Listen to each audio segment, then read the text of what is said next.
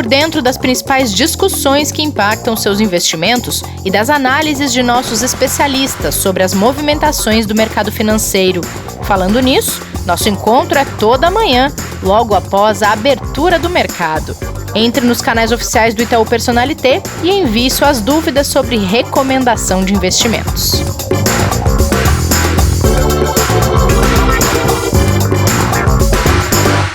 Olá, sexta-feira, dia de café com canelas aqui no Investidor em Foco e dia de repercutir balanços das Big Techs e também resultados de PIB trimestral. Tudo isso tendo aí uma segunda onda de pandemia como cenário, principalmente nos Estados Unidos e na Europa. A gente vai falar sobre isso também. Bem-vindas e bem-vindos ao episódio de hoje, desta sexta-feira, dia 30 de outubro. Kleber, tudo bem por aí? Tudo bem, Rê, bom dia. Um dia bem chuvoso aqui em São Paulo, né? Um friozinho começando aí, dando sinais de um final de semana com feriado que para o paulistano aqui, pelo menos, não sei se vai conseguir aproveitar muito, viu? Pelo menos ir para a praia já não vou mais, Rê. Mas fora isso, tá tudo bem. É? Toma cuidado com a praia aí, Kleber. Feriado de praia lotada, né? Eu fujo do sol eternamente. Né, eu tô falando pra tu fugir do coronavírus, na verdade. Ah, tá, não, mas a praia seria tipo a casa da minha irmã lá, isoladinha. Ah, legal. Eu também fiz um isolamento fora de São Paulo por uns dias numa casa também, com piscina, e fiquei lá. Levei o cachorro e a gente ficou isolados, né? Legal. E hoje a gente tem aniversário na nossa equipe, né, Kleber? Vamos mandar um parabéns super especial pro Lucas, nosso editor, antes da gente começar o programa. Pô, sem dúvida, né? O Lucão, quantas primaveras ele falou aqui? Acho que 33, é? Lucas, dá sinal de vida aí.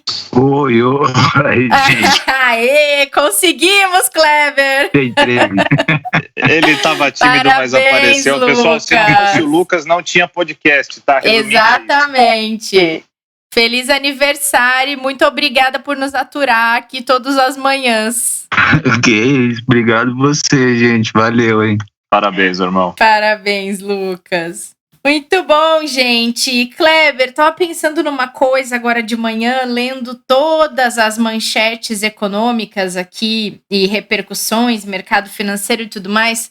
Você já pensou como seria essa repercussão no mercado dos PIBs do terceiro trimestre na zona do euro se não fosse a segunda onda da pandemia, hein? Você vê, né? A gente tinha tudo para estar numa situação já bem melhor, você tem razão. Imagina, França com mais de 18% de alta, Espanha 16% e Alemanha 8%.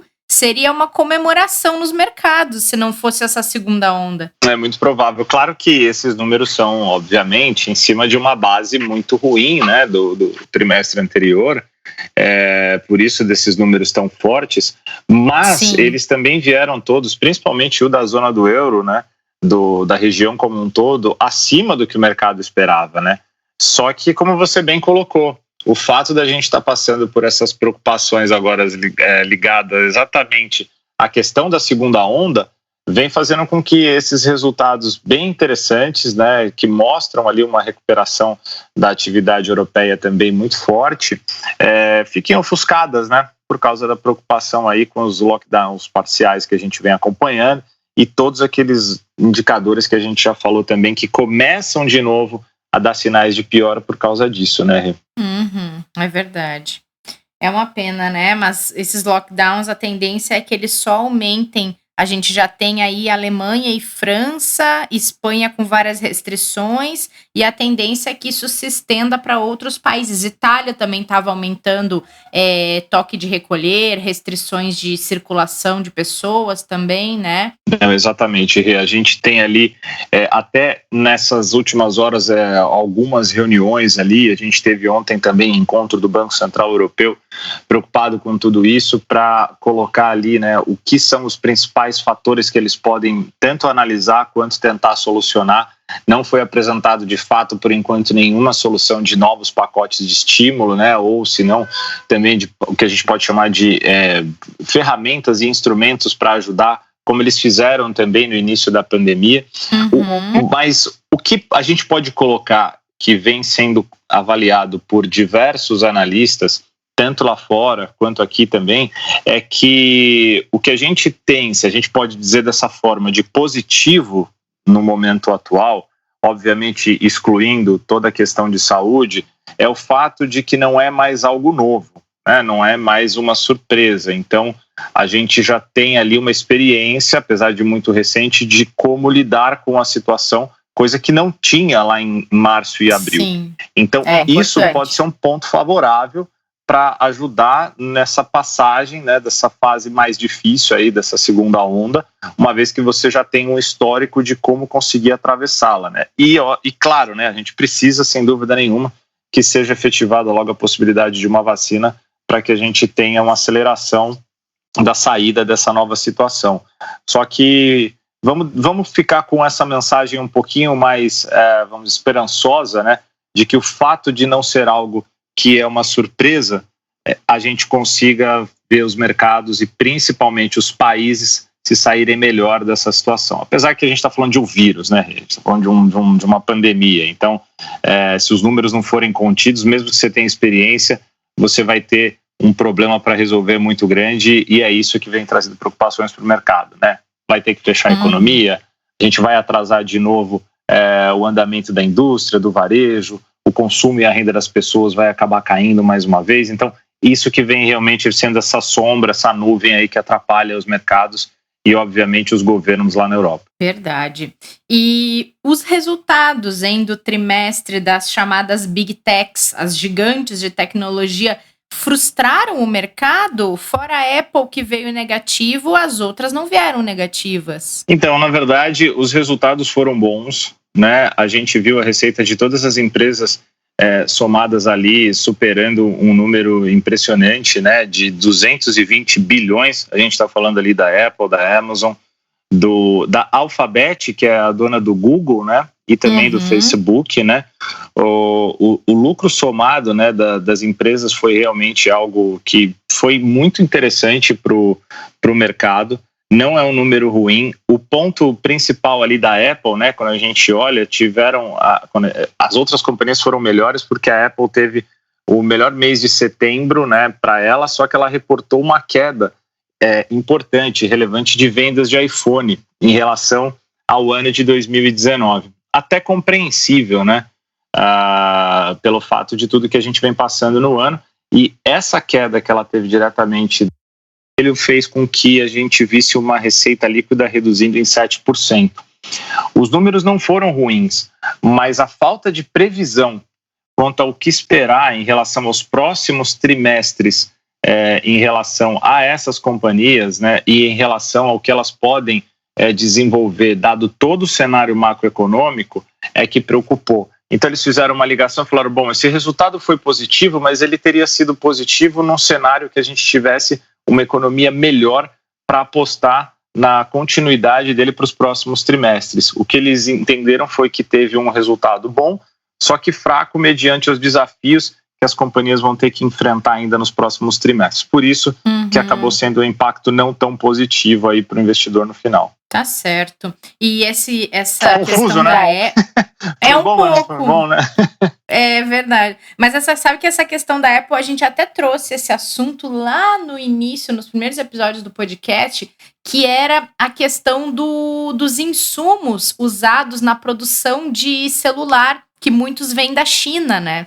E aí as empresas estavam tendo também impacto para conseguir produzir os aparelhos, e não só celular, vários aparelhos eletrônicos utilizam peças fabricadas na China. E aí teria um problema também de produção e com isso uma venda mais baixa ainda, né? Além da questão do isolamento, né, Kleber? As pessoas pensam duas vezes em vou trocar agora meu celular ou não, tô aqui, não sei como é que vai ser, tô trabalhando de casa, ele tá dando pro gasto, vou esperar mais um pouco. Tem toda uma questão diferente em relação ao consumo por causa do cenário de isolamento também, né? Não, com certeza, né? As prioridades que se vão colocando ali, sem dúvida. Como você disse, né? Muitas pessoas acabam fazendo as suas trocas mais pela comodidade, pela atualização, do que pela necessidade em si, né? Quando ela coloca a necessidade na frente e vê que não precisa, ela pode postergar, deixar para depois. e sem dúvida isso refletiu também no mercado. Com certeza. Bom, antes da gente ir para o nosso café com canelas, que neste dia chuvoso que faz aqui em São Paulo é uma ótima pedida, um café. Como se encaminha o fechamento da semana no mercado brasileiro, hein? A gente vinha muito bem até terça-feira, né? Quando a gente já teve o primeiro sinal de preocupação com as questões externas. E lembrando, né, na terça-feira o índice Bovespa caiu 1,4%. E depois na quarta-feira veio aquele grande tombo que a gente falou ontem, acompanhando o mercado internacional como um todo de 4,25%. Faz com que a gente teve uma recuperação, né, bem pequena em relação a toda essa queda. E aí a gente olha aí para o mês, né, um resultado positivo por enquanto de 1,10 para o índice Bovespa. E para os outros indicadores, a gente vê ali uma recuperação também muito pequena para a parte de renda fixa. O dólar, então, nem se fala, esse está realmente se valorizando muito frente ao real. Então, para o investidor que estava posicionado em dólar, esse sim pode colocar ali como mais um mês na conta ali positivo. A gente está falando de quase 44% de alta para a moeda americana frente ao real. Isso significa que numa cesta ali das principais moedas emergentes, né, do mundo, que são consideradas ali numa cesta de 34 outras moedas, incluindo aí o real é o que mais desvalorizou em 2020. Mostra aí o tamanho do risco que foi colocado também para toda a situação brasileira. Então, o investidor local aqui vai ter um mês aí de outubro fechando provavelmente um pouco mais tenso. Vinha muito bem, né, até o começo da semana. Hoje a gente vê o mercado de novo negativo, pelas preocupações que continuam, tanto com relação ao pacote de estímulos fiscais nos Estados Unidos, de como que ele vai ser depois das eleições, as eleições em si, como que vai ser o resultado dela, né? E as eleições, diga-se, tanto presidente quanto Congresso, né? Qual vai ser a configuração, porque é esta configuração que vai dar mais subsídios para as análises daquilo que vai ser feito pelo governo norte-americano e das políticas que vão ser adotadas. Então deve ser uma semana fechando aí um pouquinho mais com dificuldade para o investidor, né? E também, obviamente, o mês de outubro, que acaba hoje, próximo ao Dia das Bruxas, que é amanhã, curiosamente. Exato, só lembrando, acaba amanhã. Né? E a gente tem um dado, infelizmente, negativo para o brasileiro aqui, depois de um surpreendente dado positivo, ambos relacionados a emprego, que a gente teve ontem um número bem importante vindo acima do esperado, né, de geração de novas vagas, mas hoje a taxa de desemprego já veio ali acima do esperado também, infelizmente, né? É verdade. São notícias que não são boas, fecham a semana não tão boas. Falando em este sábado ser Dia das Bruxas, sabia que também é o Dia Mundial da Poupança, Kleber? Eu não sabia dessa, Rê. É o Dia Mundial da Poupança. E para quem ainda tem dúvidas sobre como substituir esta velha amiga que já está aposentada lá, a gente fez um episódio, até foi um café com canelas, falando em apimentar a renda fixa. Lembrei disso agora. Vamos deixar na descrição desse episódio para vocês que ouvirem falar amanhã, neste sábado, neste fim de semana, um pouco sobre a história da poupança e quiserem tirar seus investimentos de lá, a gente deixa essa dica de apimentar a renda fixa e já chama o Pedrinho, porque hoje é dia de café com canelas, não é dia de apimentar a renda fixa, mas é dia de apimentar os multimercados, é isso, Pedrinho? Olá, Rê, olá, Kleber. Tudo bem? Nessa sexta de chuva, característica de São Paulo, estamos aqui para mais alguma recomendação. Muito bom, Pedrão. Legal. A gente vai ter prestação de contas hoje, Pedrão, é isso? Hoje teremos prestação de conta e olha, muito bacana, Kleber. A gente falou já desse produto, já falou dessa casa no episódio 64, aqui do podcast. Na época a gente não pôde nem divulgar a rentabilidade, o produto tinha menos de 6 meses. Esse episódio foi em julho desse ano, o fundo tinha aberto apenas no dia 1º de abril e a gente estava lançando o nosso espelho na época, né? E a gente, o produto original, que é o produto que a gente vai conversar hoje, ele completou 6 meses mês passado. Então, a gente pode abrir agora a rentabilidade e conversar um pouquinho com os nossos investidores que ouvem a gente. E acho que é um momento perfeito para falar dele, porque a gente queria, né, reforçar a recomendação nele. A primeira coisa porque é um multimercado, né, e a gente tem visto os mercados oscilarem tanto, uma hora a bolsa pega uma tendência de alta, depois reverte, os próprios investimentos, né, o dólar tem oscilado muito, e esse produto, vou contar um case até para reforçar essa vantagem de você ter um gestor profissional, né, com velocidade, com agilidade na tomada de decisão. O produto e o gestor conseguiu ter sucesso no câmbio na primeira quinzena do mês de outubro agora, então ele ganhou dinheiro posicionado em real. Ele percebeu que o cenário econômico estava se revertendo, estava piorando, e ele foi para o dólar nessa última quinzena e ganhou dinheiro no dólar. Então, veja que dentro do mesmo mês ele conseguiu ganhar dinheiro apostando no real e depois apostando contra o real na segunda quinzena. E é isso que a gente gosta muito nesse momento de volatilidade. Claro que você tem que ter um gestor competente para fazer isso. Quando você compra um multimercado, você compra um gestor, né? Um time de gestão. E a gente está falando aqui, fiz um pouquinho de suspense, mas a gente está falando da Asset One, que é a asset, as pessoas-chave aqui que montaram essa asset são ex-funcionários, inclusive do Itaú, que é o Marcelo Siniscal, que ele era CIO da Itaú Asset, que é o diretor-chefe de investimento, um conservador nos investimentos, assim, ele aposta na hora certa, ele tem muito controle de risco para os investidores, o fundo dele sempre ganha em efeitos de cauda, né? Ele tinha o Red Plus, era clássico disso, quando o mercado azedava, ele conseguia extrair valor. Então ele é o chefe de investimentos lá na One. O Marcelo Fátio, que também trabalhou na Itaú Asset por muitos anos, mais de 20 anos, ele era o COO da Itaú Asset, que é o chefe aqui que controla toda a parte de risco, operações, e foi para o One com o Marcelo montar aqui, também é o COO lá da Asset, então uma casa que já nasce com todos os controles super rígidos. E a trinca aqui que completa o time é o Carlos Viana, que é um ex-diretor do Banco Central, que é o chefe de research, de pesquisa da casa. Então você vê que a casa não nasceu simples, já nasceu super bem estruturada, por isso que eu recomendei o produto, mesmo sem ter histórico de performance, mas eu acho que quando você compra um multimercado, você compra as pessoas, compra a capacidade delas de gerir bem os recursos, né? E aí, poxa, eu queria trazer aqui porque a gente está muito feliz, acho que a casa fez 6 meses, mês passado. Para você ter ideia, Kleber, o histórico, eles em 6 meses, completado setembro, eles performaram 11,97% nominal em 6 meses. O CDI desse período foi 1,25%.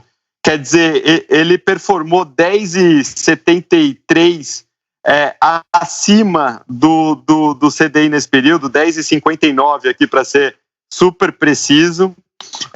E esse mês de outubro, eu estava olhando aqui o site deles, eles de novo fizeram uma performance super forte. Eles até o dia 28 aqui do mês estão com mais 1,32, totalizando 13,23 durante esses 7 meses de história. É uma performance muito, muito, muito forte e deixa a gente super feliz, né? Acho que foi uma recomendação que a gente fez, a casa estava com meses de vida, a gente tinha acabado de lançar o nosso produto, o nosso aqui no Itaú eu não posso comentar ainda porque ele não fez 6 meses, ele é do dia 30 de junho, então só daqui tem que contar 6 meses a partir disso para poder falar um pouco dele, mas o produto compra basicamente esse fundo original, ele pega todos os recursos aqui dos investidores e aloca sem custo adicional no produto original. Então a performance quando você pega aqui, eu não posso divulgar, mas ela é super parelha desde que a gente abriu aqui os 2 produtos. Algumas características operacionais para quem está ouvindo a gente se interessou. O mínimo para aplicação no nosso produto é super acessível, R$5.000. Como eu disse, as taxas seguem aqui a taxa do fundo original, que é 2% com 20% de performance do que superar o CDI. O horário de aplicação é até meio-dia, a cota de aplicação é a do próximo dia útil, a cota de resgate é 30 dias corridos do pedido E o crédito de resgate, o dinheiro cair de fato na conta dos nossos cotistas é depois desses 30 dias mais 2 úteis. Não é um produto para curtíssimo prazo, é um multimercado, é um produto que tem volatilidade, a ideia é essa, é correr risco na hora certa. Tem um Sharpe, Kleber, de 4,41, o fundo original. Esse fundo que já fez 6 meses é uma eficiência. O que é o índice de Sharpe? Momento Martim aqui. Legal, ajudando os investidores. Basicamente a eficiência. Para cada unidade de risco que eu uso, o quanto eu trago de retorno. Basicamente é essa sensação. 4,41, para quem está ouvindo a gente, quiser olhar lâminas de outros produtos, é muito bom. Só que é um produto que tem volatilidade, tem risco, então tem que alocar com moderação, dentro do perfil, de forma ajustada ao risco que a carteira merece. Por ser um ativo de risco, ele está nessa onda super positiva de resultados, como eu falei, mas ele, com certeza, a única certeza que a gente tem é que ele vai ter meses ruins também, vai performar. Então, temos que usar aqui essa alocação de forma inteligente, diversificada com outros produtos, dentro do limite que o perfil aceita. Então, fale com seus especialistas, veja seu perfil na internet, para fazer a alocação aqui com sabedoria, né, Kleber? Kleber tá falando. Com certeza, Pedrão. Não, estava aqui. Para não atrapalhar, a gente acaba deixando, né? Mas acho que é uma das frases mais faladas nesse mundo de home office, né? Avisar que o outro tá... Falei no mudo. O Pedrão falou super bem, porque a gente, até para lembrar, né? No nosso processo de investimentos aqui, quando a gente vai avaliar um produto para colocar na recomendação, a gente não olha para retorno histórico. Claro que é um dos critérios que sempre entram ali nas avaliações, mas ele não é decisivo, né? Só que realmente o histórico é muito positivo e a gestão vem sendo realmente muito bem feita e assertiva. E o que chama atenção é que o Pedro falou e que tem que o investidor ter atenção, e a gente tomou esse cuidado, Pedrão, nas recomendações, é que ele entrou para quem? Ele entrou na recomendação para o perfil arrojado e para o perfil agressivo. A gente entende que o fundo, apesar de excelente, o risco que ele traz acaba fugindo um pouco ali do que o perfil moderado, o perfil conservador está buscando, né? Então, é super importante todos esses pontos que você trouxe para o investidor, exatamente na hora que for olhar, avaliar se realmente o perfil dele aceita o nível de risco que o fundo compra, que por enquanto, como você falou, ele vai olhar, tá maravilhoso, né? Mas o mesmo padrão de risco que ele toma e que gera esses resultados pode sim trazer janelas negativas, né? E o investidor tem que estar enquadrado ali com aquilo que ele tem de objetivo e de perfil. Mas, sem dúvida, baita prestação de contas, cara. Pô, sensacional. Mesmo com esse índice de Sharpe que eu falei super eficiente, ele tem um desvio padrão, né? Que é a unidade aqui de risco de volatilidade de 3,44%. Desde o início. Então é uma volatilidade que realmente os perfis conservadores podem sentir. Ele pode ter um mês aqui ruim e o investidor mais conservador ele sofre muito com essas oscilações de curto prazo, né? Mas para quem tem perfil, para quem tem horizonte de investimento, acho que é um produto muito bacana e quem está esperando aqui as rentabilidades para investir, toma cuidado porque tem uma chance enorme desse produto fechar aqui para investimento num horizonte não muito distante, porque com esse sucesso, com essa performance, é clássico desses produtos, e mais cedo ou mais tarde ele vai acabar atingindo aqui o volume máximo de captação, e aí o gestor fecha para preservar realmente a qualidade da gestão e muitas das operações a gente não consegue fazer com recursos muito volumosos, né? Então o gestor acaba fechando para preservar quem entrou, continuar tendo a mesma qualidade aqui, a mesma assertividade nos investimentos. Muito bem, bom, Pedrão. Gente. Boa dica, vamos trazer mais prestação de contas, né, Pedro? Já que a gente trouxe tanta recomendação, dica de produto bacana desde que começou esse quadro e aconteceu tanta coisa nesse meio tempo, porque estamos nesse cenário todo de pandemia, que as pessoas têm um interesse muito grande em saber o que está acontecendo com os produtos em que elas investem, né? Então a gente pode trazer outras prestações de contas aqui também, de coisas que foram faladas lá no início, para poder mostrar como é que os gestores estão se virando nesse desafio de manter produtos com performances boas, vamos dizer assim, no meio dessa turbulência toda, né? Show, vamos sim, Rem. Vai ser super bacana. Muito bom. E Pedrão, já que meu final de semana na casa de praia miou, o que eu faço, cara? Qual a dica aí pro final de semana? Me ajuda. Kleber, na tônica do ano duro, na tônica da volta do crescimento dos casos de Covid na Europa, esse ano tão duro, né? Eu tive no SEIC esses dias, que é o Centro Empresarial do Itaú, e tinha muito restaurante em volta, que vivia basicamente daquele ecossistema, né? Sim. E os restaurantes fechados, quer dizer, é uma tristeza. Acho que a gente está passando pesado por um ano mesmo, muito, muito duro. E aí eu quis trazer um filme que tem menos a ver com finanças, mas tem mais a ver com motivação, com força, com energia.